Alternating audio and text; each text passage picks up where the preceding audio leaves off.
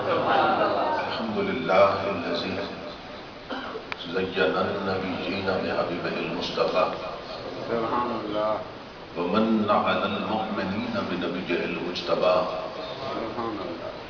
الصلاة والسلام على سيدنا ومولانا محمد خير الورى وعلى آله وأصحابه المتقدمين بالتقوى.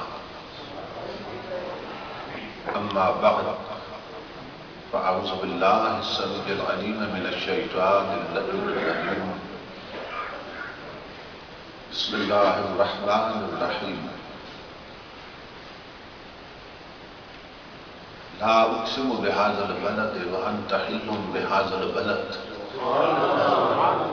صدق الله مولانا العظيم. إن الله وملائكته يصلون على النبي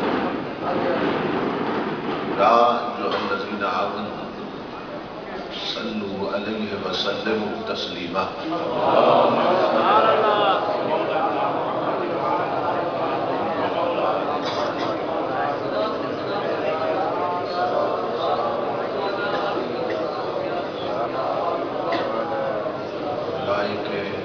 صد احترام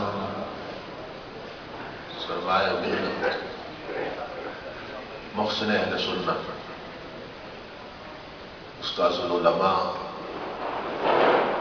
مجاہد ملت برادر عزیز حضرت اللہ حافظ محمد صابر ایوب صاحب نقشبندی زیدہ وجدہ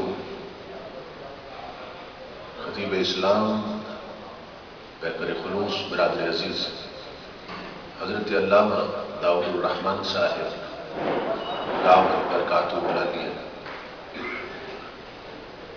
محترم المقام جناب تنور حسین صاحب، دیگر معزز حاضرین و سامعین، اللہ رب العزت کا لاکھ لاکھ شکر ہے کہ جس نے اپنی توفیق خاص سے آپ کو اور مجھے اپنی پاک بارگاہ میں حاضری کا شرف عطا کیا اور اپنے اس عظیم بندے کی بارگاہ میں گلہائے عقیدت پیش کرنے کی سعادت عطا فرمائی، جن کے بارے میں نبی اکرم صلی اللہ تعالی علیہ وآلہ وسلم نے ارشاد فرمایا کہ میرے عثمان سے فرشتے بھی حیا کرتے ہیں۔ یہ ہماری خوش بختی کی بات ہے کہ اللہ رب العزت نے عظیم ہستیوں کی یہ عظیم نسبتیں ہمیں عطا کی۔ اس پروگرام کے انعقاد پر میں آپ تمام حضرات کی خدمت میں دل کی عطا گہرائیوں سے ہدیہ تبریک و تحسین پیش کرتا ہوں۔ دعا کرتا ہوں کہ اللہ پاک ہم سب کی حاضری کو اپنی بارگاہ میں اور اپنے محبوب صلی اللہ تعالی علیہ وآلہ وسلم کی بارگاہ میں قبول و منظور فرمائے۔ قرآن و سنت کی روشنی میں ہمارا یہ عقیدہ اور ایمان ہے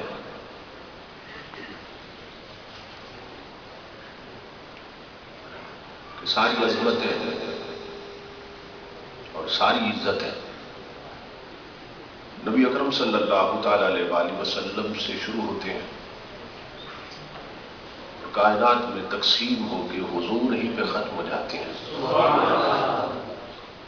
اور جس کو جو عظمت جو عزت نصیب ہوتی ہے وہ نبی اکرم صلی اللہ تعالی علیہ وآلہ وسلم توسل سے نصیب ہوتی ہے۔ وہ آل رسول ہوں یا اصحاب رسول، حضور کے در والے ہوں یا حضور کے گھر والے، جس کو بھی عزت اور عظمت نصیب ہوئی حضور کے توسل سے اور حضور کے وسیلے اور واسطے سے نصیب ہوئی۔ اس بات کو ہمیشہ ذہن میں رکھیے کہ نبی اکرم صلی اللہ تعالی علیہ وآلہ وسلم کو اللہ پاک نے رحمت للعالمین بنایا ہے، رحمت للعالمین۔ ساری کائنات حضور کی محتاج ہے اور حضور سے فیض لے رہی ہے.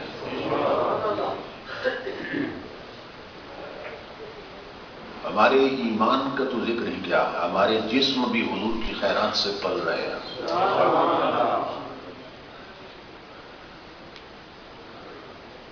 تو جس کو جو مل رہا ہے وہ حضور کے تصدق میں اور حضور کے صدقے سے مل رہا ہے.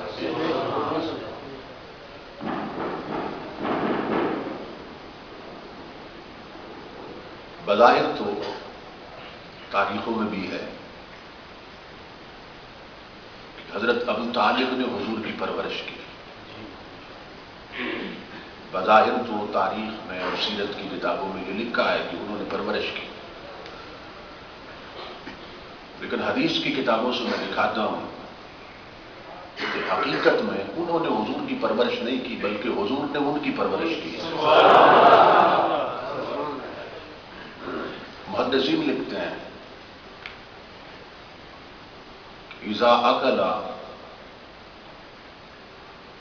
عیال ابی طالب فرادا لم یشبعوا وَإِذَا أَكَلَ مَعَهُمْ رَسُولُ اللَّهِ صلی اللہ علیہ وسلم شَبِعُوا.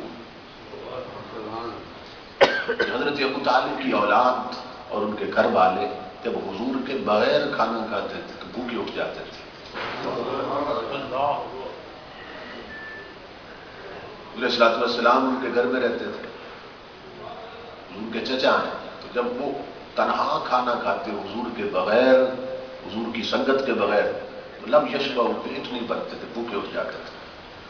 اور اذا اکل معهم رسول اللہ صلی اللہ علیہ وسلم شبعوا، اور جب حضور کی سنگت میں ان کی آل بیٹھ کے کھانا کھاتی تو ان کے پیٹ بھر جاتے. تو حضور نے انہیں پالا ہے، سمجھ رہے ہیں، کیونکہ حضور پوری کائنات کے لیے رحمت للعالمین بن کے تشریف لائے. تو جس کو مل رہا ہے حضور کے توسل سے اور حضور کے صدقے میں مل رہا ہے. تو قرآن حکیم نے نبی اکرم صلی اللہ تعالی علیہ وآلہ وسلم کی نسبتوں کی عظمت کی بات کی ہے. جو ہم کہتے ہیں نا کہ محمد کی نسبت بڑی چیز ہے، خدا دے یہ دولت بڑی چیز ہے، تو یہ قرآن و سنت کا نچوڑ ہے. نبی اکرم صلی اللہ تعالی علیہ وآلہ وسلم کی نسبت سے ساری عظمتیں نصیب ہوتی ہیں. ورنہ آل کا معنی تو یہ گھر والے ہیں. آپ کے بھی گھر والے ہیں، میرے بھی گھر والے ہیں. تو آپ کے گھر والے ہیں وہ آپ کی آل ہیں، جو میرے گھر والے ہیں وہ میری آل ہیں. ہر گھر میں آل ہے. تو کس کی نسبت نے ایک آل کو ہر آل سے افضل کر دیا؟ جب بولتے ہیں تو صرف آل نہیں بولتے، ان کی فضیلت کے لیے کہتے ہیں آل رسول. رسول کی نسبت دے کر ان کی عظمت بیان کی جاتی ہے کہ حضور کی نسبت نے اس آل کو ہر آل سے بلند کر دیا. اسی طرح اصحاب یہ صحابی کی جمع ہے، اور صحابی کا معنی ہے صحبت میں بیٹھنے والا، سنگت میں رہنے والا. آپ کے بھی سنگی بیلی ہیں، میرے بھی سنگی بیلی ہیں، کوئی فضیلت نہیں. تو کس کی سنگت ہے کہ اس نے انہیں اتنا بلند کر دیا کہ حضور غوث اعظم فرماتے ہیں میرے جیسے 60 ولی بھی مل جائے تو بلال کے قدموں سے لگ کر اڑنے والی دھول کے برابر بھی نہیں پہنچ سکتا. یہ کس کے سنگی ہے، کس کے بیلی ہے، کس کی صحبت نے انہیں اتنا اونچا کر دیا. تو جب بھی بولتے ہیں تو کہتے ہیں اصحاب رسول، ادھر بولتے ہیں آل رسول، ادھر کہتے ہیں اصحاب رسول. رسول کی نسبت ہی نے بلندیاں دے رہی ہیں. یاد رکھیے، جس کو جو عزت جو عظمت نصیب ہوتی ہے وہ حضور کے توسل سے نصیب ہوتی ہے. اب قرآن سے میں اس کی بنیاد اٹھا رہا ہوں. قرآن حکیم میں اللہ رب العزت نے فرمایا لا اقسم بہذا البلد وانت حل بہذا البلد. اے میرے حبیب مجھے اس شہر مکہ کی اس مٹی کی قسم، میرے حبیب مجھے اس مٹی کی قسم جس پہ پاؤں دھر کے تو گزر جاتا ہے، جو مٹی تیرے نالین کے منہ سے لیتی ہے، جو تیرے پاؤں کو چومتی ہے اور جو تیرے نالین کے ساتھ لگتی ہے مٹی، میرے حبیب وہ مٹی مجھے اتنی پیاری لگتی ہے کہ تو خرام ناز کر کے چلا جاتا ہے اور ہم اس مٹی کی قسم کھاتے رہتے ہیں. بات تھی میرے حبیب، وہ مٹی جو تیرے پاؤں کے ساتھ لگتی، پاؤں کے ساتھ بھی نالین کے ساتھ لگتی، ہم اس مٹی کی قسم کھاتے ہیں۔ ان کا خرام ناز بھی ہے میں کدا بدست، جس سمت چل دی ہے ادھر بے خودی ہوئی۔ میرے حبیب تو بچی پہ پاؤں دھر کے گزر جاتا ہے، ہم ان ذروں کی قسم کھاتے رہتے ہیں کہ ہمارے یار نے ذروں پہ پاؤں رکھا ہے، مٹی پہ پاؤں رکھا ہے، ہم قسم کھاتے رہتے ہیں۔ ساری زمین کس نے بنائی ہے؟ تو مکہ کی جو مٹی ہے اور مکہ کی زمین وہ بھی تو اللہ نے بنائی ہے، اور کسی جگہ کی قسم نہیں کھاتا۔ ساری زمین بنائی اس نے، ایک شہر ہے جس کی مٹی کی وہ قسم کھاتا ہے۔ کیوں؟ اور اس لیے کہ اس مٹی کو نسبت ہو گئی یار کے نالین کے ساتھ، یار کے جوڑوں کے ساتھ مٹی کو نسبت ہو گئی، قسم کھائی تو وہ بتا دیا کہ جس مٹی کی یار کے جوڑوں سے نسبت ہو جائے وہ مٹی دوسری مٹی جیسی نہیں رہتی۔ آپ تصور کریں کہ مٹی تو ساری مٹی ہر جگہ کی مٹی ہے، مگر جس کی نسبت ہو جائے حضور کے ساتھ وہ مٹی باقی مٹی جیسی نہیں رہتی۔ آپ تصور کریں تو ہم منہ کھول کے کہہ دیتے ہیں حضور تو ہمارے جیسے تھے، ہم حضور جیسے ہیں۔ کس مرتے پہ کہہ رہے ہیں؟ اللہ کہتا ہے یار کے طلبوں تلے، یار کے جوڑوں تلے آنے والی مٹی بے مثل ہو جاتی ہے، اس جیسی کوئی مٹی نہیں، میں اس مٹی کی قسم کھاتا ہوں۔ اللہ اکبر، تو مٹی کی نسبت ہو گئی۔ اسی طرح امام الانبیاء کے غلاموں، ہر گھر میں بیویاں ہیں، ہر گھر میں عورتیں ہیں، مگر اللہ فرماتا ہے یا نساء النبی لستن کاحد من النساء، اے میرے رسول کی گھر والیو تم دنیا کی کسی عورت جیسی نہیں ہو۔ قرآن میں توجہ طلب بات، ہر گھر میں بیویاں ہیں، بیگمات ہیں افسروں کی، وڈیروں کی بیویاں، جاگیرداروں کی بیویاں، بڑے بڑے زمینداروں کی بیویاں، مگر اللہ خیر فرماتا ہے رسول کی گھر والیو لستن کاحد من النساء، تم کسی ایک عورت جیسی بھی نہیں ہو، تم بے مثل ہو، بے مثال ہو۔ کیوں؟ کہ جس کے نکاح میں آئی، جس کے گھر میں آئی، جس کے ساتھ رہی، اس جیسا کوئی نہیں۔ اس بے مثل کی سنگت نے بھی تمہیں بے مثل بنا دیا، بے مثل بنا دیا۔ اور یا نساء النبی فرمایا، بتایا کہ نبی کی نسبت نے انہیں بے مثل کر دیا۔ دنیا میں اور عورتیں ہیں مگر یہ عورتیں سب سے اونچی ہیں کہ رسول سے نسبت ہو گئی۔ اسی طرح اللہ نے فرمایا کنتم خیر امت اخرجت للناس، اے میرے حبیب کی امت تم سب سے بہتر امت، ہمیں فرمایا جا رہا ہے اے میرے حبیب کی امت تم سب سے بہتر امت۔ توجہ طلب بات، اپنے گریبان میں جھانک کے دیکھیں کوئی بہتری کی بات نظر آتی ہے؟ ہمارے کردار اتنے گندے ہو گئے، فکر اتنی گندی ہو گئی، گھروں کا ماحول اتنا گندا ہو گیا، سوچ اتنی گندی ہو گئی، کوئی ہے بہتری کی بات؟ مگر اللہ فرماتا ہے محبوب کی امت تم سب سے بہتر امت، تم سب سے برتر امت ہو، اے میرے یہاں کی امت۔ توجہ طلب بات، قرآن میں یہ نہیں فرمایا محبوب کی امت تم سب سے بہتر نمازی ہو۔ توجہ طلب بات، یہ نہیں فرمایا قرآن میں اے محبوب کی امت تم سب سے بہتر روزے دار ہو، تم سب سے بہتر حاجی ہو، یہ نہیں فرمایا۔ یہ نہیں فرمایا تم سب سے بہتر تبلیغی ہو، کیا فرمایا؟ تم سب سے بہتر امت ہو۔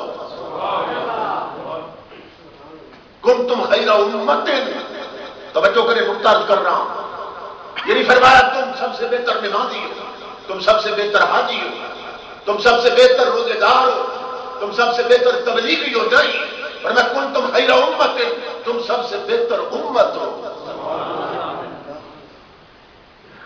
تو ہمیں بہتر کیوں کہا باقی امتوں نے؟ ہم باقی امتوں سے بہتر ہے نا، بہتر ہے. فوقیت دی قرآن میں، اور ہمیں خیر الامم کہا جاتا ہے اسی آیت کی روشنی میں کہ ہم سب سے بہتر امت. اللہ فرماتا ہے کنتم خیر امت. توجہ کرو نسبت مصطفیٰ پر اور اس کی عظمتوں پر. یہ نہیں فرمایا سب سے بہتر نمازی ہو. کیوں؟ نماز سے نمازی بنتے ہیں، نماز پڑھ کے نمازی بنتے ہیں، وہ حج کر کے حاجی بنتے ہیں، روزہ رکھ کے روزہ دار بنتے ہیں، نہیں یار کی غلامی میں آ کر امتی بنتے ہیں.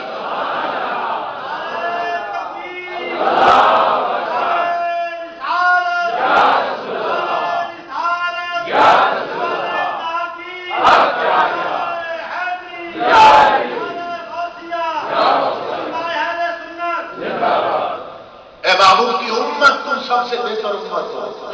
امت کا امت نبی سے بنتی ہے. نمازی نماز سے بنتا ہے، حاجی حج سے بنتا ہے، روزے دار روزے سے بنتا ہے. امت غلامی مصطفیٰ سے بنتی ہے. اور میں تم سب سے بہتر امت ہوں کیونکہ تمہاری زبان پہ یار کا نام آتا ہے. تمہیں نسبت رسولی نصیب ہے، نسبت محمدی نصیب ہے. اللہ امام الانبیاء کے غلام. چار کتابیں ہیں، چار کتابیں ہیں جنہیں اللہ کا کلام کہتے ہیں. توریت ہے، انجیل ہے، زبور ہے، قرآن حکیم ہے. چاروں میں افضل کون؟ پوری امت کا کتاب ہے. چاروں میں افضل کون؟ قرآن افضل ہے. کبھی آپ نے یہ سوچا اور غور کیا کہ جب چاروں اللہ کا کلام ہے، ایک ہی ذات کا کلام ہے، اور متکلم کون ہے؟ ایک ہی ذات، اللہ کی ذات. اور کلام متکلم کی صفت ہوتا ہے، صفت ہوتا ہے، یہ اللہ کی صفت ہے نا. چاروں اللہ کا کلام ہے تو چاروں اللہ کی صفت ہو گئی. تو توجہ طلب بات یہ ہے کہ جب چاروں اللہ کا کلام ہے تو اللہ کا کلام اللہ کے کلام سے افضل کیسے ہو گیا؟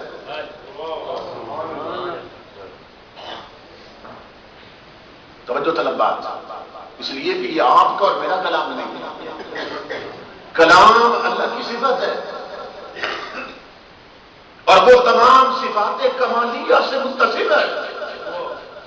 اس کی ہر صفت کمال پہ ہے، اپنے کلائمیکس پہ.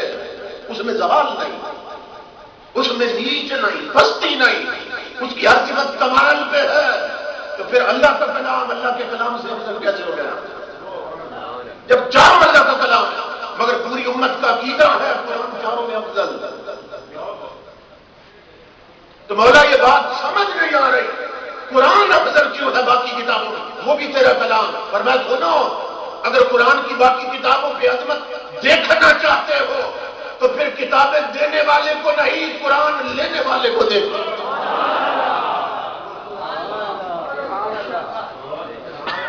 باقی کتابیں اوروں پہ اتری ہے، قرآن یار پہ اترا ہے.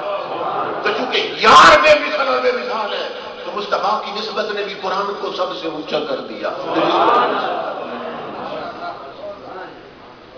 تو یہ میں قرآن سے مثالیں دے رہا ہوں. امام الانبیاء کے علماء مٹی کو نسبت ہو گئی تو وہ مٹی ہر مٹی سے افضل ہو گئی. مٹی کو حضور کے نالین سے نسبت ہو گئی تو وہ مٹی ہر مٹی سے افضل ہو گئی. ازواج کو نسبت ہو گئی حضور کے ساتھ تو وہ ازواج دنیا کی تمام عورتوں سے افضل ہو گئی. امت کو نسبت ہو گئی، امت مصطفیٰ کی ساری امتوں سے افضل ہو گئی. کتاب کو نسبت ہو گئی، قرآن ساری کتابوں سے افضل ہو گیا. اللہ فرماتا نادان غور کر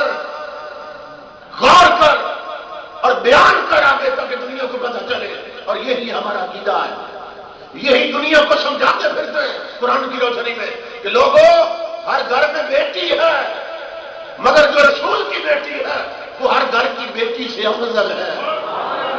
ہر گھر میں بیوی ہے مگر جو رسول کی زوجہ ہے وہ ہر گھر کی بیوی سے افضل ہے. ہر گھر میں داماد ہے مگر جو رسول کا داماد ہے وہ ہر گھر کے داماد سے افضل ہے. ہر ایک کی اولاد ہے مگر جو رسول کی اولاد ہے وہ ہر گھر کی اولاد سے افضل ہے. اب خود غور کر، جس نبی کی نسبت میں اتنی عظمت ہے اور نادان اس کی ذات میں کتنی کی عظمت ہوگی.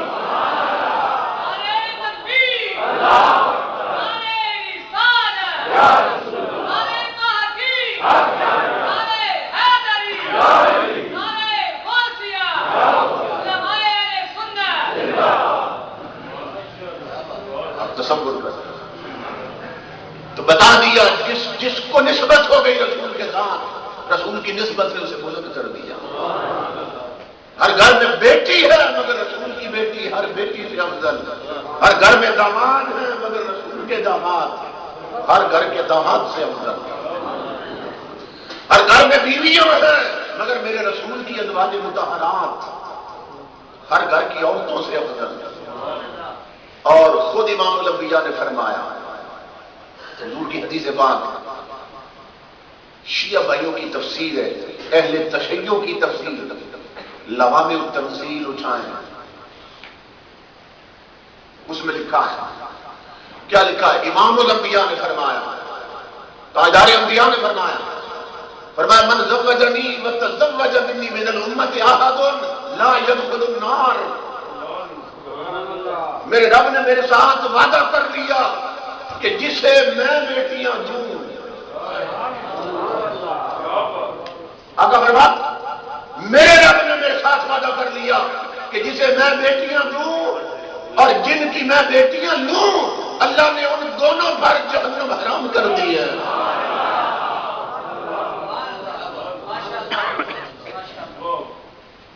اللہ اب تصور کریں، فرمایا جسے میں رشتے دوں یعنی جن کا میں سسر بن جاؤں یا جو میرے داماد بن جائیں اللہ نے ان پہ جہنم حرام کر دیا. لا يدخل النار، وہ کبھی دوزخ میں جا نہیں سکتے.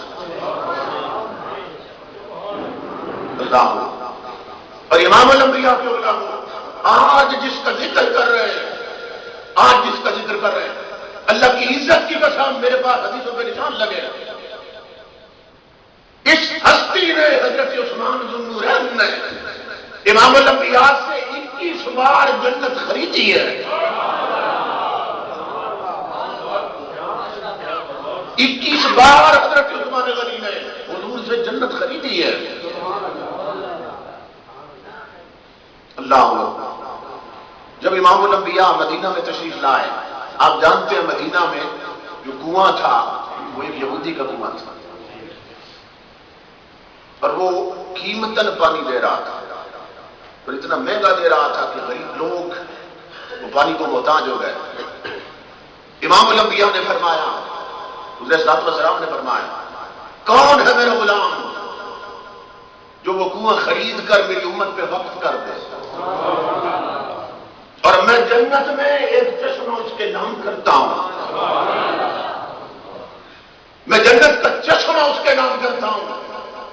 سیدنا عثمان غنی کو پتہ چلا، حضور کی بارگاہ میں آ گئے اور آ کے عرض کی، آقا سنا ہے آپ نے یہ اعلان کیا کہ جو وہ کنواں خرید کر دے مسلمانوں پر وقف کر دے تو میں جنت کا چشمہ اس کے نام کرتا ہوں. تو اتجعل لی مثل الذی جعلت له عینا فی الجنہ. یا رسول اللہ اگر وہ کنواں میں خرید دوں تو جنت کا چشمہ میرے نام کر دیں گے؟ امام الانبیاء نے فرمایا عثمان کر دیں گے. عرض کی آقا پھر وہ میں نے کنواں خرید لیا اور میں نے وقف کر دیا. 35,000 دینار پر وہ کنواں خریدا. مختلف اس کی قیمت بعض مؤرخین نے بیان کی ہے. وہ کنواں خریدا اور مسلمانوں پہ وقف کر دیا. امام الانبیاء نے فرمایا عثمان تو نے کنواں وقف کر دیا، میں نے جنت کا چشمہ تیرے نام کر دیا.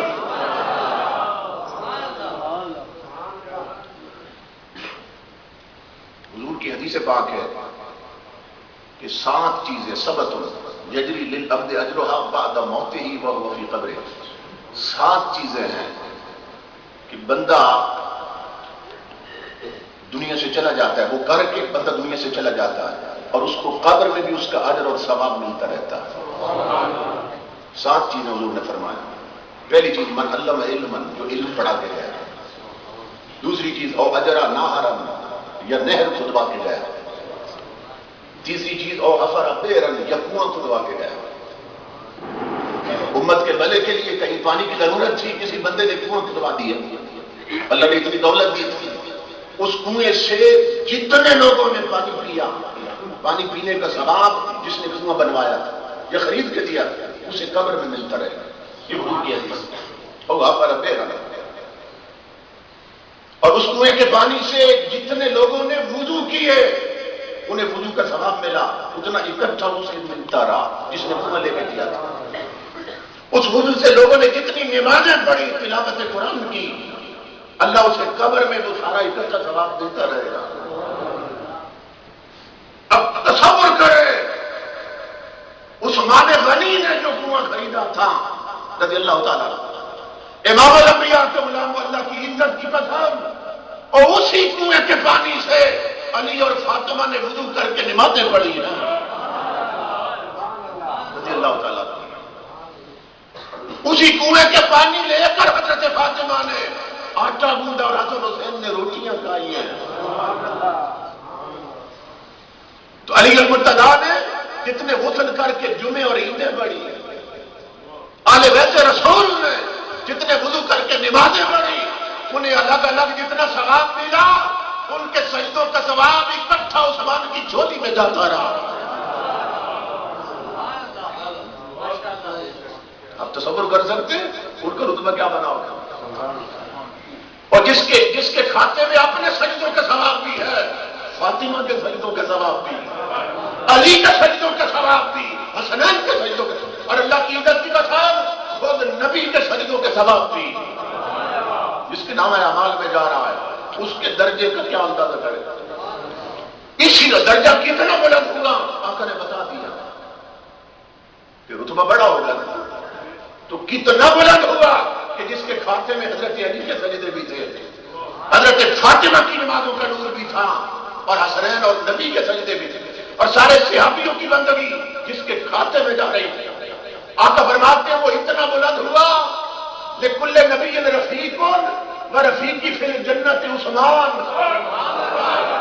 کہ جنت میں ہر نبی کا ایک ساتھی ہوگا، اور رب نے میرا ساتھی عثمان ذو النورین بنا دیا. یعنی میرے درجے میں میرے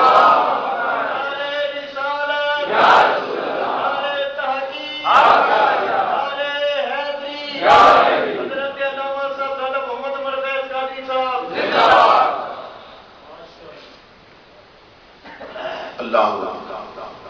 پھر آپ تصور کر سکتے ہیں حضور فرمائے لکل نبی رفیق و رفیقی فی الجنت عثمان، ہر نبی کا ایک رفیق ہوتا ہے جنت میں جو سے کبھی جدا نہیں ہوتی، اور جنت میں رب نے میرا رفیق عثمان بنا دیا.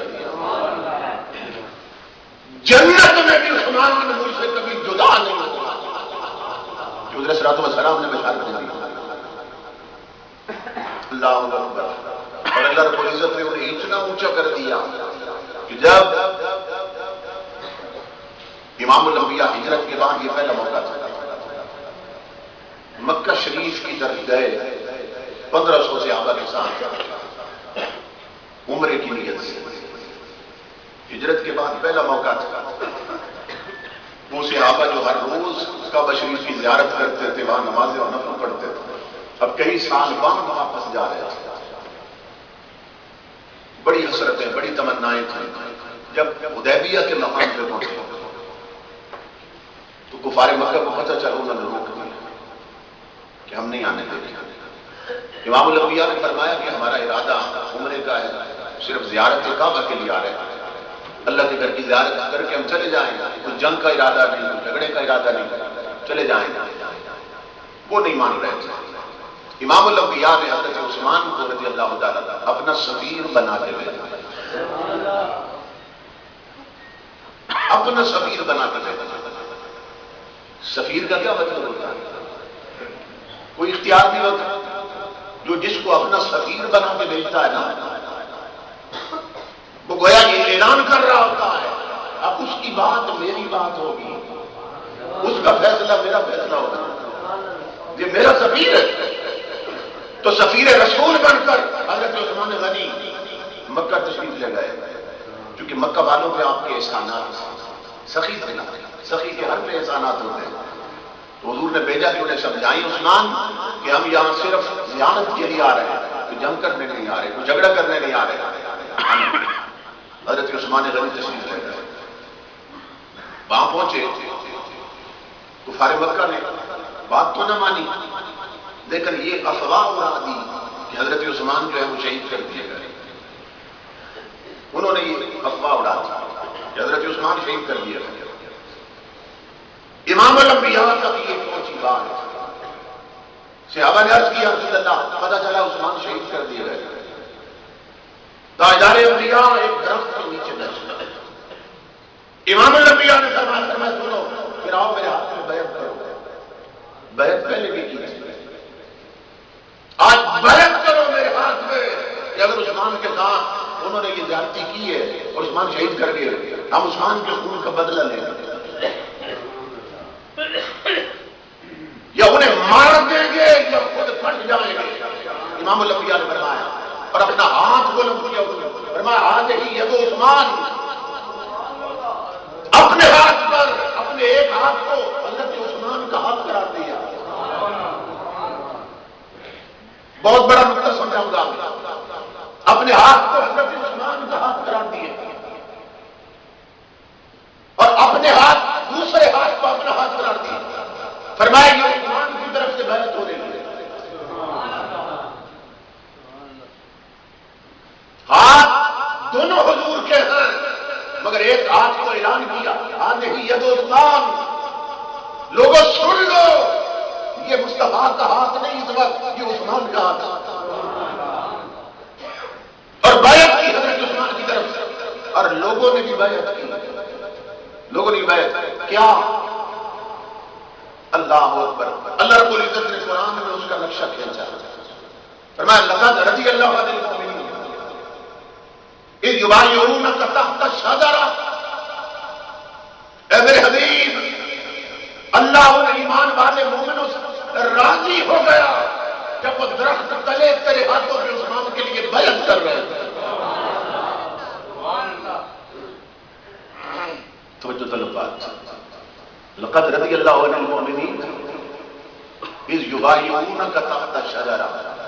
بے شک لقد کا مطلب ہے تحقیق، بے شک، شک نہ کرنا. اللہ رب العزت ان لوگوں سے راضی ہو گیا جو درخت کے نیچے عثمان کے لیے بیعت کر رہے تھے. فعلم ما فی قلوبہم. قرآن میں ہے اللہ نے جان لیا جو کچھ ان کے دلوں میں تھے. ان کے دلوں کے ارادے کو رب نے جان لیا. بیعت کیوں کر رہے تھے؟ تابعین میں سے ایک آدمی نے پوچھا صحابہ وہ تمہارے دلوں میں کیا تھا جس پر اللہ نے تعظیم فرمائی؟ اور اللہ فرماتا میں نے جان لیا جو دلوں میں تھے اور میں ان سے راضی ہو گیا. ان کے دل کی ارادے سمجھ دیکھ کر کیا تھا ان کے دلوں میں، تمہارے دلوں میں؟ وہ کہنے لگے بایعنا علی الموت.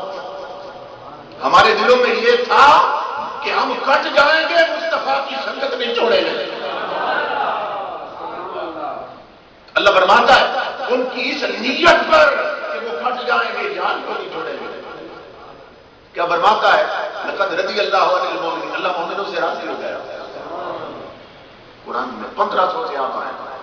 اللہ کہتا ہے اللہ مومنوں سے راضی ہو گیا. توجہ طلب رکھتا ہے پورا قرآن پڑھ جائیں لوگوں. اللہ رب العزت ہر مقام پر عمل کی بات پہلے کرتا ہے، اپنی رضا کی جگری بات میں دیتا ہے. پورا قرآن پڑھ جاؤ. نماز پڑھو گے تو یہ ہوگا، صبر کرو گے تو میں صبر والوں کے ساتھ. ہر مقام پہ عمل کی بات پہلے کرتا ہے، رضا کی جگری بات میں دیتا ہے. لیکن حضرت عثمان کے لیے ان صحابہ کا نبی کے ہاتھ میں ہاتھ دینا اتنا پسند آیا کہ ہاتھ دینے کی بات بعد میں کی ہے، اپنی رضا کی جگری پہلے عطا کی ہے. اس یبایعونک جب وہ آپ کی بیعت کر رہے یہ بات بعد میں کی. لقد رضی اللہ عن المؤمنین. اللہ مومنوں سے راضی ہو گیا. یہ بات پہلے کی ہے. ایمان سے بتائیں امام الانبیاء کے صحابہ جن سے خدا راضی ہے، کوئی بدبخت ہم میں سے ان سے ناراض پھرتا رہے ان کا کیا بگڑ سکتا ہے؟ یہ کہہ کر اس نے آئینہ لگایا روزن درد ہے کہ اپنا منہ تو دیکھے میری صورت دیکھنے والا. توجہ تو کرے وہ کون ہستیاں ہیں جنہیں رب نے اپنی رضا کی ڈگریاں عطا کی ہیں اور اللہ رب العزت نے فرمایا میں راضی ہو گیا. وہ حضرت عثمان کے لیے جو بیعت کر رہے تھے اور یہ قرآن سے ثابت اور حدیث سے کہ خون عثمان کی قیمت کتنی تھی حضور کی نقل ہے. سمجھیے افواہ یہی ہوئی کہ حضرت عثمان غنی مار دیے گئے, قتل کر دیے گئے, 1500 صحابہ کٹ مرنے کے لیے تیار ہو گئے. تو گویا حضرت عثمان کی ایک جان پر 1500 جانیں قربان ہونے کے لیے تیار ہو گئے اور ان میں خود حضور کی جان بھی ہے. اللہ اللہ. اب جن کی قسمت میں عیب جوئی ہے نا نکتہ چینی, وہ پتہ ہے یہاں سے ایک نکتہ نکالتا ہے, وہ نکتہ ان کے اپنے دل پہ لگتا ہے نا, وہ نکتہ نکالتے ہیں کہ اگر حضور کو خبر ہوتی کہ حضرت عثمان زندہ ہیں, تم کہتے ہو حضور کو خبریں ہوتی ہیں, پتہ چل جاتا ہے, حضور جانتے ہیں, ہر شے جانتے ہیں, سارا علم ہے حضور کے پاس. اگر خبر ہوتی حضور کو حضرت عثمان کے لیے بیعت کیوں لیتے ہیں؟ وہ اس فکر اور ٹو میں رہتے ہیں کہیں سے کوئی بات مل جائے کہ جہاں نکتہ چینی کرتی. کہتے ہیں اگر حضور کو خبر ہو کہ عثمان زندہ ہے تو پھر ان کے لیے بیعت کیوں لیتے صحابہ سے؟ تو ہمارا سوال یہ ایک جواب دے رہا ہوں جو عام دیا جاتا ہے, پھر ایک خاص دوں گا. آپ سارے مانگیں گے خبریں تھیں, خبر تھی حضور کو. ایک جواب یہ ہے کہ حضور نے فرمایا آج ہی یدو عثمان, یہ عثمان کا ہاتھ ہے اور عثمان کو بیعت کرائی اپنے دوسرے ہاتھ میں. تو بیعت زندہ کی لی جاتی ہے یا مردہ کی؟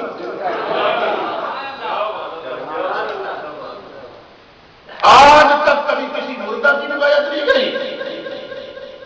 امام الانبیاء نے ہاتھ ہی یدو عثمان کہہ کر بتا دیا میرا عثمان زندہ ہے. تو آپ کہیں گے کہ بیعت کیوں لی؟ بیعت اس لیے لی کہ پتہ چلے عثمان کے ساتھ میرے صحابی کتنی محبت کرتے ہیں, کہ ان کی نظر میں خون عثمان کی قیمت کتنی ہے پتہ چلے. اور پھر اپنے ہاتھ تو حضرت عثمان کا ہاتھ قرار دیا. سمجھ رہے ہیں نا؟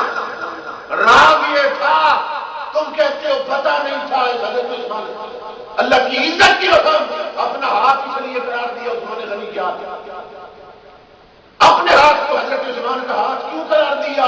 بہت بڑا راز. آقا جانتے تھے اپنے دور میں اسلام نے ان ہاتھوں سے قرآن جمع کرنا ہے. وہ جامع القرآن بھی ہے, حضرت الہی میں بھی فرما رہے آج جامع القرآن کا ذکر ہونے والا. آقا جانتے تھے عثمان نے اپنے ہاتھوں سے قرآن جمع کرنا. تو کوئی بدبخت کہتا نہ پھرے کہ عثمان نے کوئی ہیرا پھیری کی ہے. کہا نہیں, عثمان کا ہاتھ عثمان کا نہیں مصطفیٰ کا ہاتھ ہے.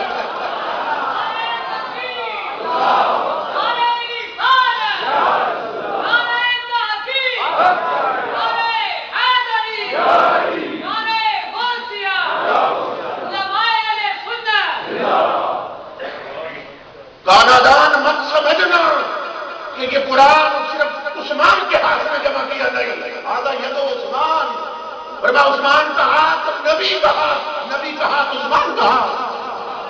تو قرآن سب جو نبی کے ہاتھوں نے جمع کیا ہے. اللہ اکبر. اچھا کہتے ہیں کہ حضرت عثمان کی خبر نہیں تھی حضور کو, اس لیے بیعت لی. میں ایک موٹی سی بات سمجھا دوں تو سب کو یاد رہ جائے. اچھا حضرت عثمان غنی رضی اللہ تعالیٰ جب مکہ میں گئے سفیر بن کے, تو مکہ میں جا کے نمازیں پڑھتے تھے کہ نہیں پڑھتے تھے؟ 5 وقت کی نمازیں تو پڑھتے ہوں گے. یہ تو نہیں ہو سکتا کہ نمازیں چھوڑ دیں, تو نمازیں پڑھتے رہتے. تو نماز میں اتحیات میں حضور پہ سلام بھی پڑھتے ہیں, درود بھی پڑھتے ہیں. پڑھتے ہیں کہ نہیں پڑھتے؟ حضرت عثمان بھی پڑھتے تھے کہ نہیں پڑھتے؟ اور اس میں اب 2 عقیدے ہیں. ان کا عقیدہ یہ ہے, جو دوسرے ہیں کہتے ہیں خبر نہیں تھی, ان کا عقیدہ یہ ہے کہ جو بھی حضور پہ درود پڑھے فرشتے پہنچا دیتے ہیں. اور ہمارا عقیدہ یہ ہے حضور چاہیں تو خود بھی سنتے ہیں،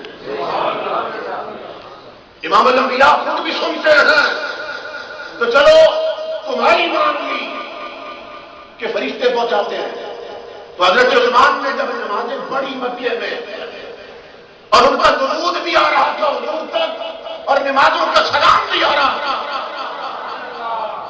خبر نہ تھی، سوچیے پتہ چل رہا تھا کہ نہیں چل رہا تھا کہ میرا زبان نمازیں پڑھ رہا ہے اور اس کا درود بھی آ رہا ہے، سلام بھی آ رہا ہے، خبریں تھی کہ نہ تھی؟ اور امام الانبیاء کا تو مقام بھی بہت بلند ہے، تاجدار انبیاء میں تاجدار انبیاء ہیں، یہی سیدنا عثمان غنی رضی اللہ تعالیٰ اپنے دور خلافت میں حضور کے ممبر پہ کھڑے ہیں، ممبر پہ کھڑے ہیں، اور آپ کو عجیب بات بتاؤں کہ حضور صلی اللہ علیہ وسلم کا جو ممبر مبارک اس کی جس سیڑھی پہ حضور صلی اللہ علیہ وسلم تشریف رکھ کے خطاب کرتے تھے، امام الانبیاء جس سیڑھی پہ تشریف رکھتے تھے اور خطاب فرماتے تھے، جب سیدنا صدیق اکبر کا دور آیا آپ اس جگہ پہ نہیں بیٹھتے تھے، ممبر وہی ہوتا تھا، تقریر اسی ممبر پہ کرتے تھے، مگر وہاں بیٹھتے تھے جہاں حضور کے قدم ہوتے تھے، جس سیڑھی پر حضور کے پاؤں ہوتے تھے نا، پاؤں مبارک، سیدنا صدیق اکبر اس سیڑھی پہ بیٹھتے تھے۔ پھر جب سیدنا فاروق اعظم کا دور آیا ممبر وہی تھا، آپ صدیق اکبر کے بیٹھنے کی جگہ پہ نہیں بیٹھتے، اس جگہ بیٹھتے تھے جہاں صدیق اکبر کے پاؤں ہوتے تھے، سمجھے؟ لیکن جب سیدنا عثمان غنی کا دور آیا آپ پھر اسی جگہ پہ بیٹھنے لگے جہاں حضور بیٹھتے تھے، سمجھ رہے؟ ایک بادشاہ تھا، اس کے دربار میں حضرت عثمان کے گستاخ نے یہ اعتراض کیا حضرت عثمان پر کہ دیکھو جی دو صحابہ جو تھے وہ تو حضور کا ادب کرتے تھے، پہلے دو خلیفے وہ تو ادب کرتے تھے، اور اتنا ادب تھا حضرت ابوبکر کے دل میں کہ وہ پاؤں والی جگہ پہ بیٹھتے تھے، حضور کی نشست پہ نہیں بیٹھتے تھے، پھر حضرت عمر کا اتنا ادب تھا کہ حضرت ابوبکر کی نشست پہ بھی نہیں نیچے بیٹھتے تھے، حضرت عثمان غنی دیکھو کتنی ضرورت، اس نے بکواس کی اعتراض کیا کہ وہ پھر اسی جگہ پہ بیٹھے جاؤ، تو وہ جو ساتھ محدث بیٹھے تھے نا انہوں نے بادشاہ کو فرمایا کہ اگر یہی رسم چلتی رہتی ہے، اگر آنے والے خلفاء میں یہی رسم چلتی رہتی ہے کہ ہر اس سے نچلی سیڑھی پہ بیٹھے آنے والوں آپ کنویں میں بیٹھ کے خطاب کر رہے ہوتے، آج کنویں میں بیٹھ کے خطاب کر رہے ہوتے، اب سنو حضرت عثمان غنی حضور کی نشست پہ کیوں بیٹھتے ہیں؟ حضرت ابوبکر صدیق رضی اللہ تعالیٰ کی نشست پہ نہیں بیٹھتے جب حضرت ابوبکر بیٹھتے ہیں، حضرت عمر والی جگہ پہ نہیں بیٹھے حضرت عثمان، حضور کی جگہ پہ کیوں بیٹھتے؟ اس لیے نہیں بیٹھے حضرت صدیق اکبر کی نشست پر، کیونکہ کوئی کہہ سکتا ہے کہ یہ اپنے آپ کو صدیق اکبر جیسا سمجھ رہا ہے، حضرت عمر کی نشست پر نہیں بیٹھے، کوئی کہہ سکتا کہ یہ حضرت عمر جیسا سمجھتا اپنے آپ، آپ نے فرمایا ان دو جگہوں پہ بیٹھوں تو کوئی سوچ سکتا ہے کہ اپنے آپ کو ان جیسا سمجھتا ہے، اور حضور کی نشست پہ بیٹھے تو کوئی مومن تصور بھی نہیں کر سکتا کہ کوئی اپنے آپ کو حضور جیسا سمجھتا ہے، اس لیے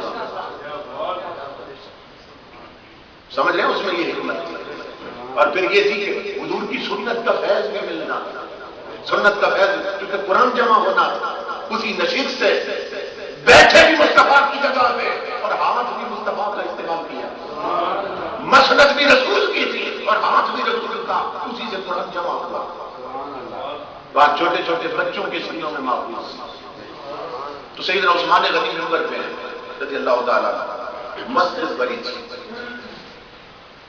حال بھی بھرا ہے، باہر سین تک بھرا ہے، ایک بندہ بازار سے گزر کے آیا مسجد میں، وہ بھی جمعہ پڑھنے آیا، نماز پڑھنے، بازار سے گزرتے ہوئے اس کی غلط نظر اٹھ گئی تھی، غلط نظر اٹھ گئی تھی، مسجد میں آ کے آخری پیچھے صف میں آ کے بیٹھ گئے. عثمان غنی رضی اللہ تعالیٰ عنہ منبر نبوت پہ تقریر کر رہے ہیں. تقریر کرتے ہوئے آپ نے فرمایا ما لکم یا صحابہ رسول اللہ انی ارا علی وجوہکم آثار الزنا.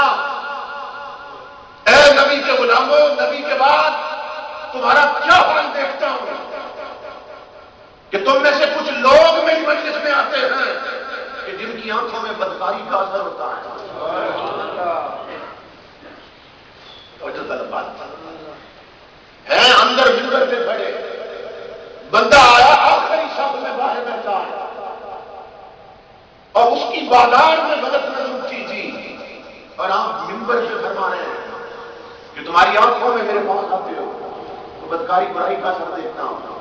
کیا حال ہو گیا تمہارا؟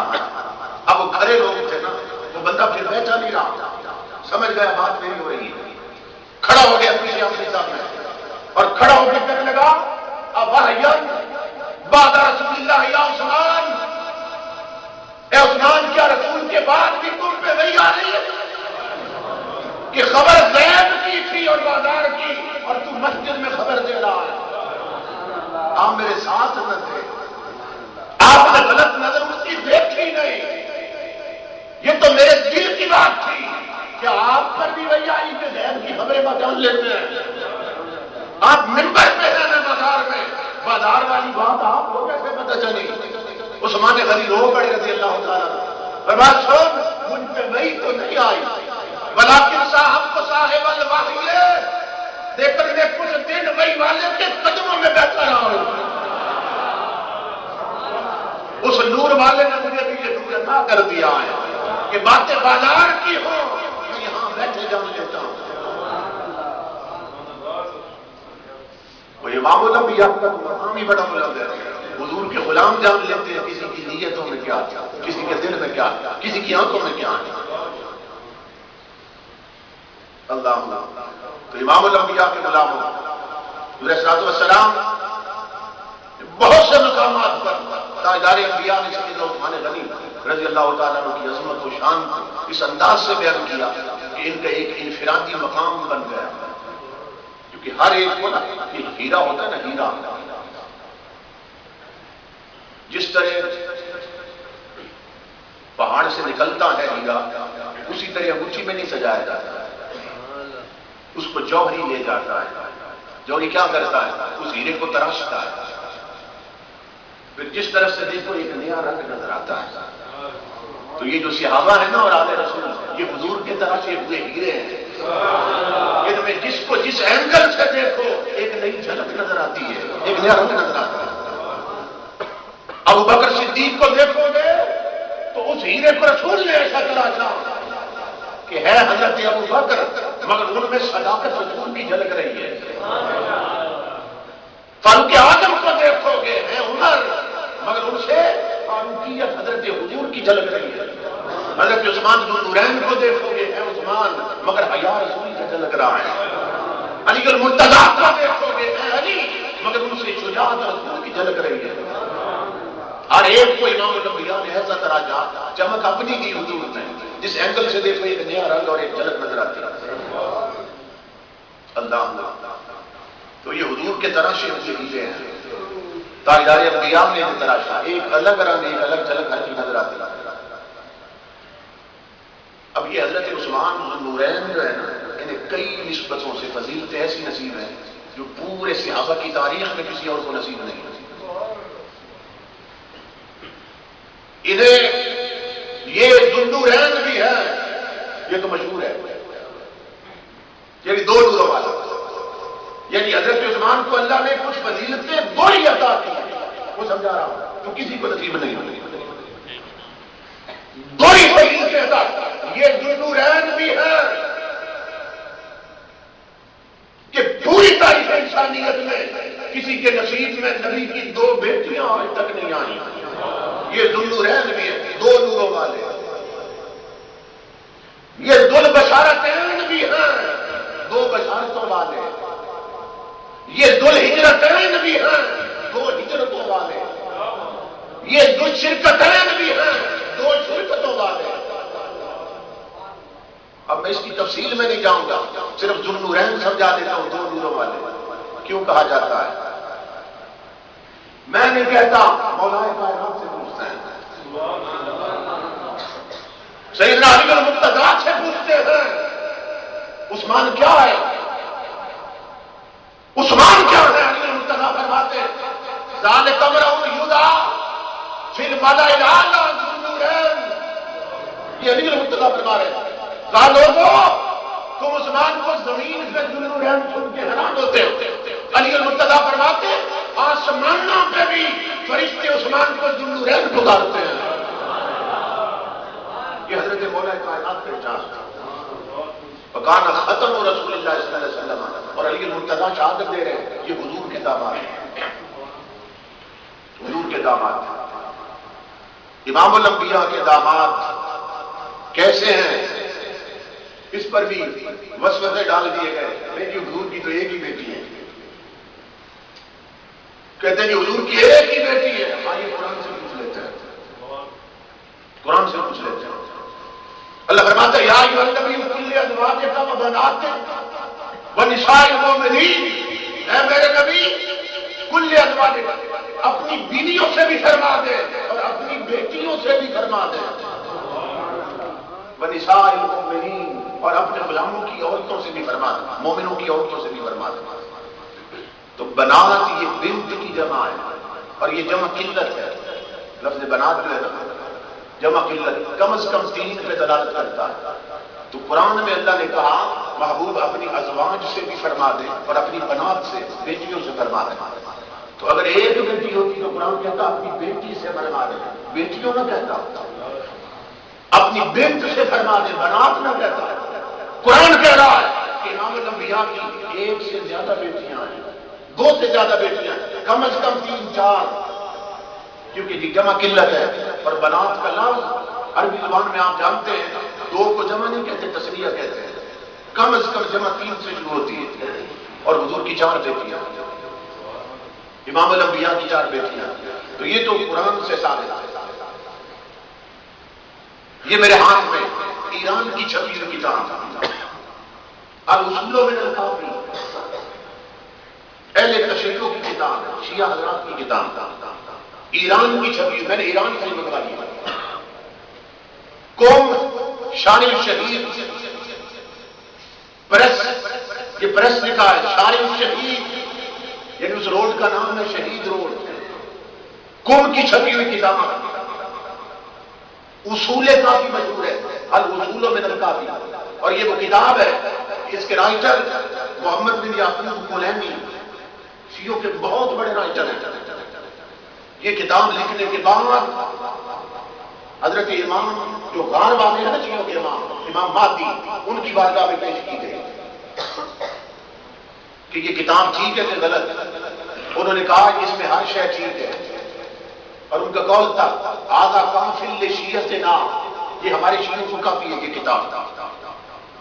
اور اس کتاب کے باہر جو قرآن چھاپے ہیں لکھا ہے حضرت امام کا قول، امام غار والے کا قول، کہ آپ نے اس کتاب کو ویریفائی کیا، اٹیسٹڈ ہے ان کی کتاب، تصدیق شدہ ہے کہ اس کتاب میں وہ فرماتے ہیں یہ میرے شیعوں کو کافی ہے ایک کتاب بھی۔ اتنی سچی کتاب، قرآن سے بڑھ کے ان کے ہاں یہ پکی کتاب ہے۔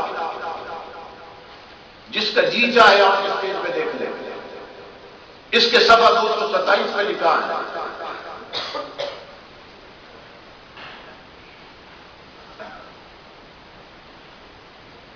میں آپ کو عبارت پڑھ کے سناتا ہوں۔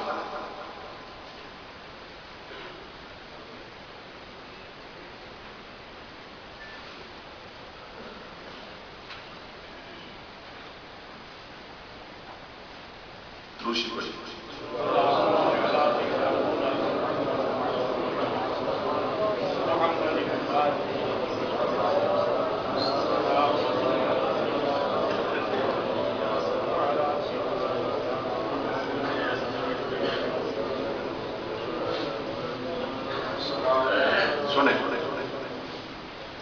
الاصول من الکافی، ایران کی چھپی ہوئی کتاب، اس کے صفحہ 227 پہ لکھا ہے بتزوج خدیجہ، بتزوج خدیجہ، امام الانبیاء نے حضرت خدیجہ سے شادی کی۔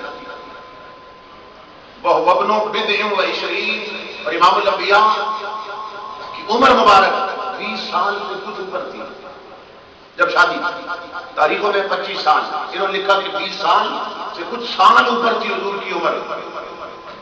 فولد لہو منہا قبل مبعثہ، تو حضرت خدیجہ سے شادی ہوئی حضور کے اعلان بعثت سے پہلے، ابھی اعلان نبوت نہیں کیا تھا. تو یہ وضاحت کر رہے ہیں کہ حضرت خدیجہ سے حضور نے شادی کی، اور کیا ہوا کہ حضور کے اعلان بعثت سے پہلے حضرت خدیجہ کے بطن سے کون پیدا ہوا؟ کہتے القاسم و رقیہ و زینب و ام کلثوم.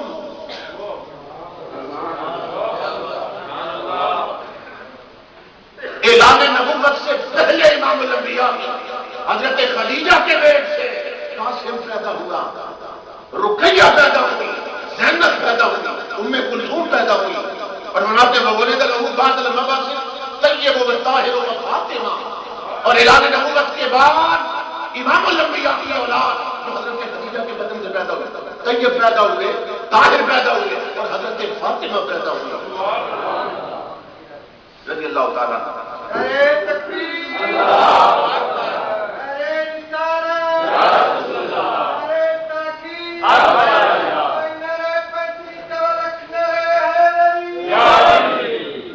پانچ لاکھ نعرہ تحقیق، اور 5 لاکھ نعرہ تحقیق. اللہ نے ویسے تو نہیں فرمایا قرآن میں کل ازواج کا یا ایھا النبی، اے میرے نبی کل ازواج کا بناتے اپنی ازواج سے فرما دے اور اپنی بیٹیوں سے فرما دے، ونساء المؤمنین، اور مومنوں کی ساری عورتوں سے فرما دے. تو امام الانبیاء نے اپنی 2 بیٹیاں پوری تاریخ انسانیت میں، یہ واحد حضرت عثمان غنی کی عظمت کہ کسی نبی کی 2 بیٹیاں حضرت عثمان غنی کے نکاح میں آئی. حضرت عثمان غنی کی یہ عظمت. اور امام الانبیاء نے کیا فرمایا؟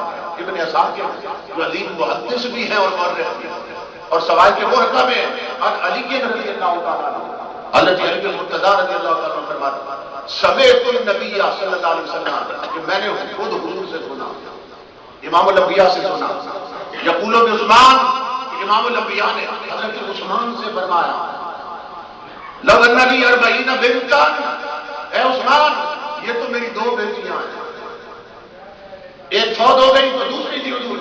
اور امام الانبیاء نے فرمایا عثمان یہ تو 2 بیٹیاں تھیں، اگر میرے پاس 40 بیٹیاں بھی ہوتی وہ فوت ہوتی رہتی، میں تیرے نکاح میں دیتا رہتا، اس لیے کہ تو نے رسول کو اتنا کچھ کیا، تو نے میری بیٹیوں کو اتنی راحت دی ہے اور اتنا کچھ رکھا ہے کہ اگر میری 40 بیٹیاں بھی ہوتی میں تیرے نکاح میں دیتا رہتا. اللہ. تو امام الانبیاء کی علامت یہ اعزاز ہے جو حضرت عثمان غنی پر اللہ رب العزت نے عطا کیا. اور ابن اساکر نے عظیم مورخ بھی ہیں، حضرت ابن عباس سے بیان کیا کہ نبی اکرم صلی اللہ علیہ وسلم نے فرمایا، اب حضور کی حدیث سنیے، قیامت کو شان کیا ہوگی حضرت عثمان غنی کی. آقا نے فرمایا یدخلون الجنت بشفاعت عثمان 70,000 كلهم استوجب النار بغیر حساب. امام الانبیاء فرماتے ہیں قیامت کے میدان میں وہ 70,000 جہنمی کہ جن پر جہنم واجب ہو چکی ہوگی عثمان کے کہنے پر وقت دیے جائیں گے. اور یہ حضور کے سگے چچا کے بیٹے ہیں حضرت عبداللہ جو حضرت عباس کے بیٹے، یہ وہ روایت کر رہے ہیں. اور ترمذی میں ترمذی شریف، اور یہ حدیث کی وہ کتاب ہے کہ جس کے بارے میں محدثین لکھتے ہیں کہ جس کے گھر میں یہ کتاب ہو، یہ ترمذی شریف، ہماری پہلی بخاری شریف ہے، دوسری مسلم شریف، تیسری ترمذی، تو محدثین نے لکھا جس کے گھر میں ترمذی شریف ہو یہ ایسی کتاب ہے، وہ یہ سمجھے مصطفیٰ میرے گھر میں رہتے ہیں، جس میں حضور کے ایسے حالات بیان کر دیے گئے. اور اقبال اس میں ایک شخص مر گیا، حضور نے جنازہ پڑھانے سے انکار کر دیا. امام الانبیاء نے فرمایا میں اس کا جنازہ نہیں پڑھاتا، نہیں جنازہ. پڑھانے سے انکار کر دیا. صحابہ نے عرض کیا رسول اللہ صلی اللہ علیہ وسلم آپ نے انکار کیوں کیا؟ آقا آپ تو سب کا جنازہ پڑھاتے ہیں اور ہمیں ترغیب دیتے ہیں جنازہ پڑھا کرو. آقا آپ نے جنازہ انکار کیوں کر دیا؟ امام الانبیاء نے فرمایا انہ کان یبغض عثمان، یہ بعد وقت میرے عثمان سے بغض رکھتا تھا، میں اس کا جنازہ نہیں پڑھاتا. کیونکہ اللہ بھی اس سے نفرت کرتا ہے اور اللہ کا رسول بھی اس سے نفرت کرتا ہے. اللہ اکبر.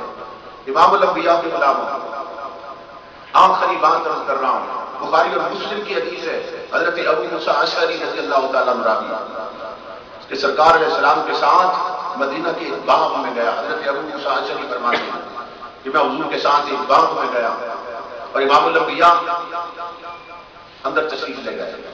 آپ نے فرمایا دروازہ بند کر دو اور اجازت کے بغیر نہ آنے دینا. ابو موسیٰ اشعری رضی اللہ تعالیٰ عنہ فرماتے ہیں کہ میں نے دروازہ بند کر دیا. تھوڑی دیر گزری سیدنا صدیق اکبر تشریف لے آیا. میں نے عرض کیا رسول اللہ دروازے میں حضرت ابو بکر کھڑے ہیں. امام الانبیاء نے فرمایا افتح لہ وبشرہ بالجنہ، دروازہ کھول دو صدیق اکبر کے لیے، اور صرف دروازہ نہ کھولو، میری طرف سے اسے جنت کی بشارت بھی دو کہ وہ جنتی. آپ فرماتے ہیں حضرت ابو بکر اندر تشریف لے گئے حضور کی بارگاہ. میں نے پھر دروازہ بند کر دیا. پھر تھوڑی دیر گزری، دروازے پر دستک ہوئی. میں نے پوچھا کون؟ آواز آئی عمر. فاروق اعظم آ گئے. میں نے عرض کیا رسول اللہ فاروق اعظم دروازے پہ کھڑے. آگے فرمایا افتح لہ وبشرہ بالجنہ، دروازہ کھول دو عمر کے لیے بھی، اور صرف دروازہ نہ کھولو، اسے جنتی ہونے کی بشارت دو. بتاؤ کہ وہ جنتی ہے. پھر دروازے پر دستک ہوئی. آپ فرماتے ہیں میں نے پوچھا کون؟ آواز آنا عثمان. میں عثمان ہوں. تو امام الانبیاء سے عرض کیا تھا عثمان ذو النورین دروازے پہ کھڑے ہیں. تو امام الانبیاء نے فرمایا افتح لہ بالجنہ، افتح لہ وبشرہ بالجنہ الا بلویٰ تصیبہ، عثمان کو خوشخبری بھی دو جنت کی، اور ساتھ یہ بتا دو کہ اس پہ کچھ مصیبتیں بھی آئیں گی، اس پہ کچھ پریشانیاں بھی آئیں گی. حضرت عثمان کو یہ بتا دو. اللہ اکبر. تو امام الانبیاء کے غلاموں یہ وہ ہستیاں ہیں کہ جن کو بار بار تاجدار انبیاء نے جنت کی ہونے کی بشارت دی ہے، جنت کی خوشخبریاں دی ہیں، اور حضور صلی اللہ علیہ وسلم نے ان کی عظمت و شان اپنے ارشادات سے بیان کی. اور امام الانبیاء نے فرمایا اللہ اللہ فی اصحابی، فرمایا میرے صحابہ کے بارے میں رب سے ڈرتے رہنا، رب سے ڈرتے رہنا. کیوں؟ من احبہم فبحبی یحبہم، جس نے میرے صحابہ سے محبت کی اس کا محبت دلیل ہوگی کہ وہ مجھ سے محبت کرتا ہے. ومن ابغضہم فببغضی ابغضہم، اور جس نے میرے صحابہ سے بغض رکھا تو یہ دلیل ہوگی کہ وہ مجھ سے بھی بغض رکھتا ہے. تو یہ حضور صلی اللہ علیہ وسلم کہ وہ لوگ ہیں جن کی تربیت حضور نے کی، جن کا تزکیہ حضور نے کیا، اور ان کی ساری زندگی تاجدار انبیاء کی خدمت میں گزری، اور آج بھی جنت البقیع میں لیتے ہیں اور امام الانبیاء کے سامنے لیتے ہیں. امام الانبیاء کے غلاموں یہ ہماری خوش بختی اور خوش نصیبی کی معراج ہے کہ اللہ پاک نے ہمیں حضرت عثمان غنی رضی اللہ تعالیٰ عنہ آپ کا دن منانے کی توفیق عطا فرمائی. اور میں آپ کو اپنی بات بتاؤں گا.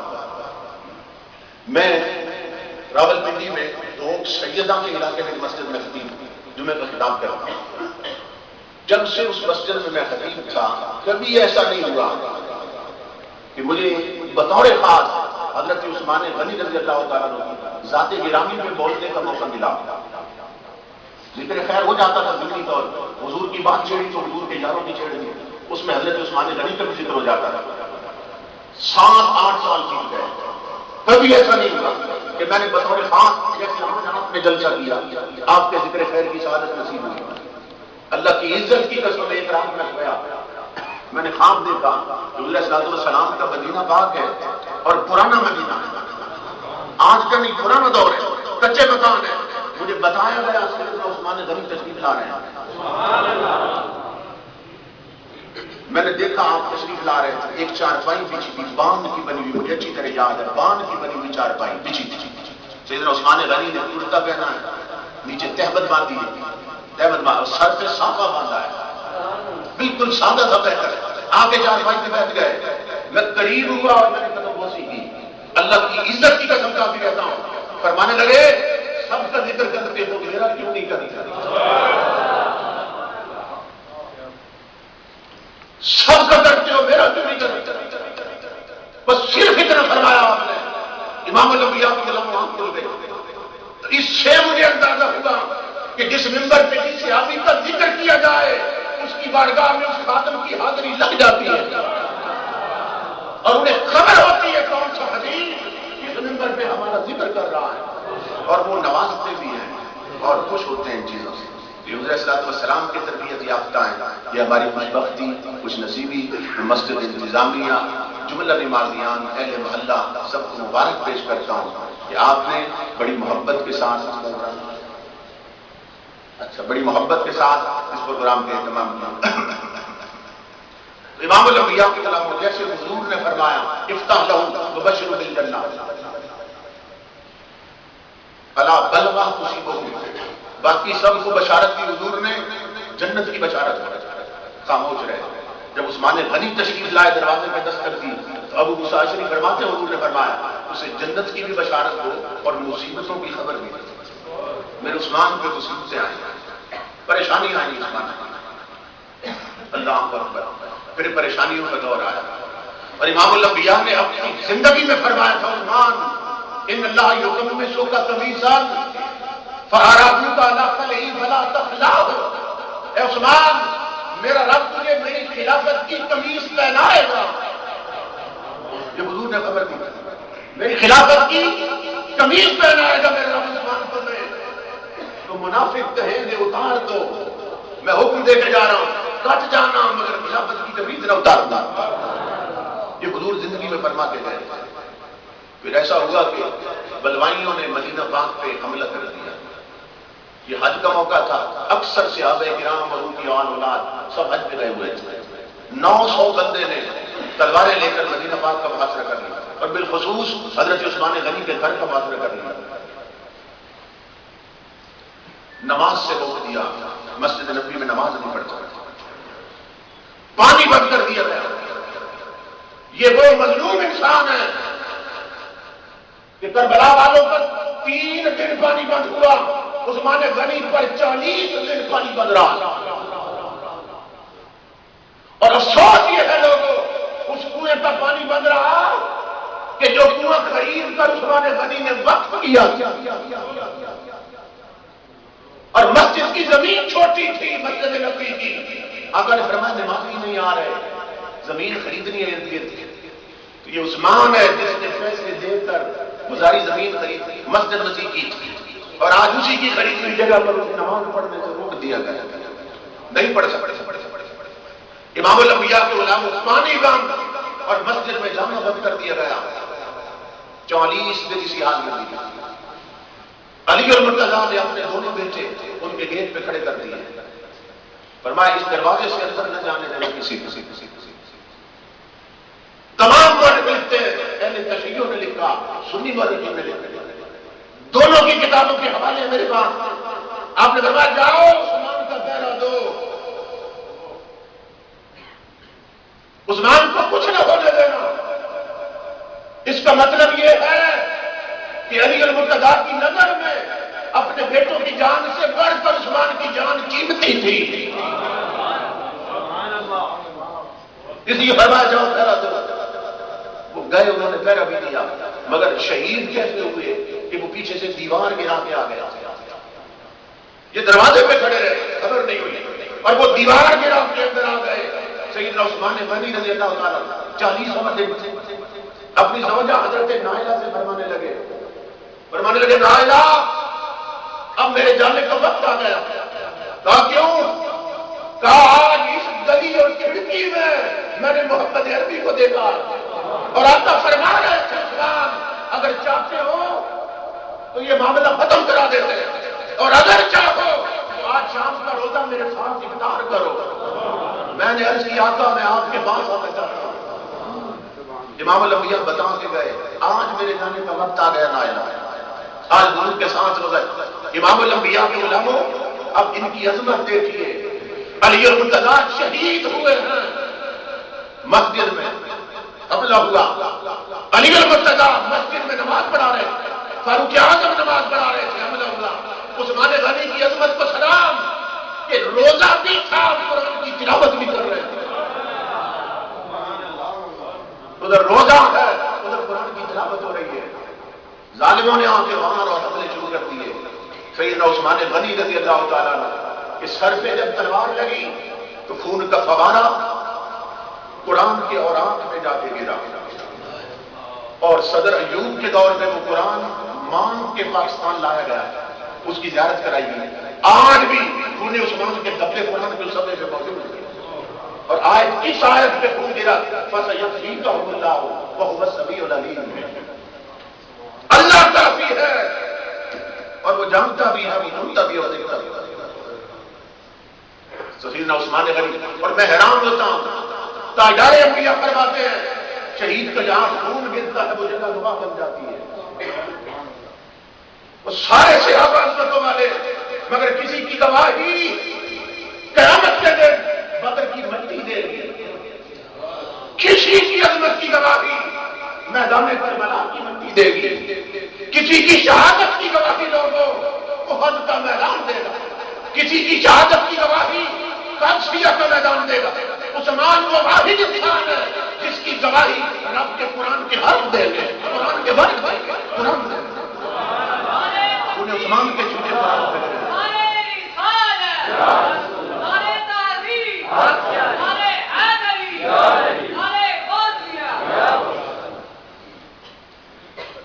اللہ تاجدار انبیاء کے غلام جب آپ شہید کر دیے گئے تو سیدنا علی المرتضیٰ کو پتہ چلا, بہت روئے اور آ کے اپنے بیٹوں پہ آپ نے ہاتھ اٹھایا. تمہاری موجودگی میں حضرت عثمان کیسے شہید کر دیے گئے. پھر پتہ چلا کہ پیچھے سے دیوار توڑ کے آئے. آپ تصور کیجیے ان کا تعلق کیسا ہے. اپنے بیٹے خون کے ٹکڑے وہ بھیج رہے ہیں حضرت عثمان غنی کی عبادت کے لیے. اگر ان کے ایمان پہ شک ہوتا تو حسن حسین جو جنتی جوانوں کے سردار ہیں کبھی تلواریں لے کر حضرت عثمان غنی کے گھر کا پہرا نہ دیتے. ان کا پہرا دینا اور حضرت علی کا بھیجنا اپنے بیٹوں کو اس بات کی دلیل ہے کہ ان کے ایمان اور عقیدے پر علی کو بھی شک نہیں تھا اور علی المرتضیٰ نے پکا مومن اور حضور کا غلام سمجھتے تھے. یہ ہماری خوش بختی ہے. یہ فتنوں کا دور ہے, عقیدوں پہ حملہ ہو رہا ہے. سب سے بنیادی چیز عقیدہ ہے اور ایمان. افسوس یہ ہے کہ ہم نے عقیدے اور ایمان کو دوسرا نمبر دے دیا. تعلقات, برادریاں یہ پہلے نمبر پہ آ گیا. سب سے ضروری چیز عقیدہ ہے جس کا سب سے پہلے قبر میں سوال اور حساب ہونا. عقیدے کی بات ہونی ہے قبر کا. اپنے عقیدے پہ پکے ہو جانے. عقیدہ ایسا ہونا چاہیے جیسے صحابہ کا. جنگ ہو رہی ہے, جنگ ہو رہی ہے.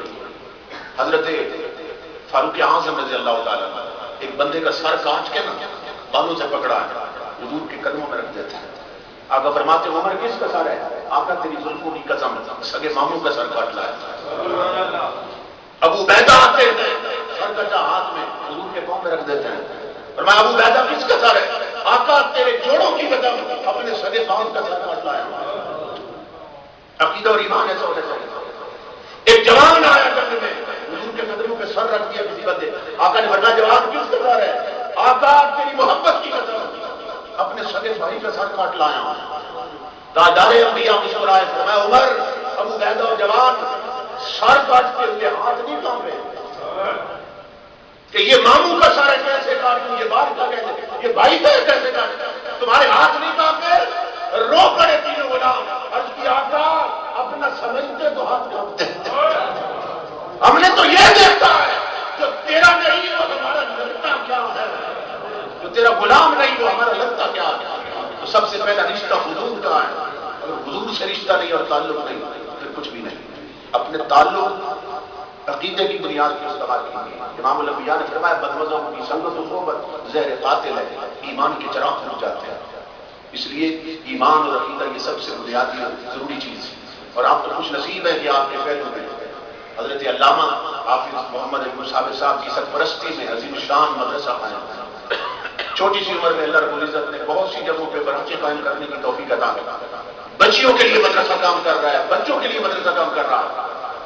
اب بھی اگر آپ کے بچے قرآن کا علم حاصل نہ کر سکے اور ان کے سینوں میں قرآن کا نور نہ اتر سکے تو پھر مجرم عام ہیں, علماء مجرم نہیں. اس لیے کہ یہاں مدرسہ قائم کر دیا گیا اور عظیم شان بلڈنگ ہے آپ کے سامنے. اور مجھے حضور غوث اعظم کا وہ فرمان یاد آتا ہے جب ایسے مدرسے دیکھتا ہوں. آپ فرمایا کرتے تھے ایک ایک بندے کو جو آپ کی مجلس میں نہیں آتا تھا, آپ کے مدرسے میں نہیں آتا تھا اور آپ سے فیض حاصل کرنے نہیں آتا تھا, آپ فرماتے تھے یا قلیل العقل بیتوں کا لب بھجلاتے و تم تو اچھانا, فرماتے ہو عقل کے اندھے رہتا دریا پہ ہے پھر بھی پیاسا مر رہا ہے. اشارہ ہوتا اپنے یہاں میرے علم شریعت اور ولایت و روحانیت کا دریا بہ رہا ہے, پھر بھی پیاسا بگ رہا ہے. اور آپ کے پہلو میں امام الانبیاء کے قرآن کا چشمہ جاری ہے, حضور کی شریعت کا علم ہے اس کا چشمہ جاری ہے, پھر بھی بچے اگر خالی رہ جائیں تو یہ بڑی بد نصیبی کی بات ہوگی. ان مدرسوں کی قدر کیجیے, ان کے ساتھ تعاون کیجیے, اپنا سارا سرمایہ اس کا رخ موڑ دیجیے حضور کی شریعت اور تعلیم کی طرف. اللہ پاک ان کا سایہ تعلیم اہل سنت کے سروں پہ سلامت رکھے.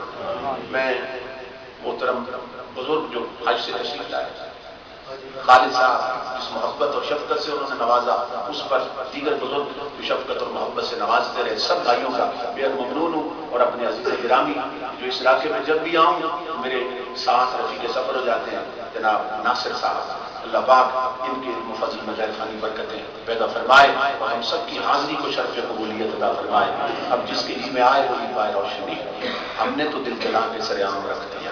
تو علینا الا البلاغ.